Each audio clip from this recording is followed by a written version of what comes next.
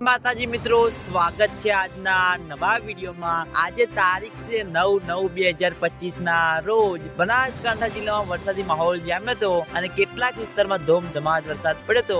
એટલે બનાસકાંઠા જિલ્લાના જીવાદોરી સમાન ગણાતા દાંતીવાડા ડેમ, સીપુ ડેમ અને મુક્તેશ્વર ડેમ ઉપર એક નજર કરીએ તો હાલમાં દાંતીવાડા ડેમમાં પાણીની આવક 5209 ક્યુસેક પાણીની આવક છે। દાંતીવાડા ડેમની સપાટી 596.50 ફૂટે પહોંચી ગઈ છે। દાંતીવાડા ડેમની ભયાનક સપાટી 604 ફૂટ છે। અને મિત્રો હવે સીપુ ડેમ ઉપર એક નજર કરીએ તો હાલમાં તો સીપુ ડેમમાં પાણીની આવક નથી। સીપુ ડેમની સપાટી 582 ફૂટે છે।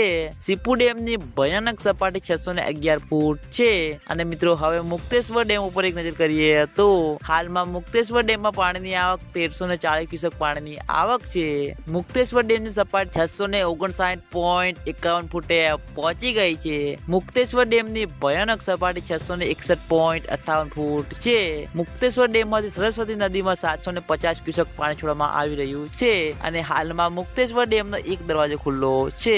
હવામાન વિભાગની આગાહી પ્રમાણે કેટલાક વિસ્તારમાં ધોમધમાટ વરસાદ પડ્યો તેના અંગે દાંતીવાડા ડેમ, સીપુ ડેમ અને મુક્તેશ્વર ડેમમાં પાણીની સારી એવી આવક જોવા મળી હતી। તો મિત્રો આ હતા આજના બનાસકાંઠા જિલ્લાના જીવાદોરી સમાન ગણાતા દાંતીવાડા ડેમ અને સીપુ ડેમ અને મુક્તેશ્વર ડેમના તાજા અને લાઈવ સમાચાર। તમે બધા અમારી ચેનલ ઉપર નવા હોય તો સૌથી પહેલા વિડીયોને લાઈક કરી દેજો, કોમેન્ટ કરી દેજો અને ચેનલને સબસ્ક્રાઇબ પણ કરી દેજો। તો મિત્રો, જય માતાજી।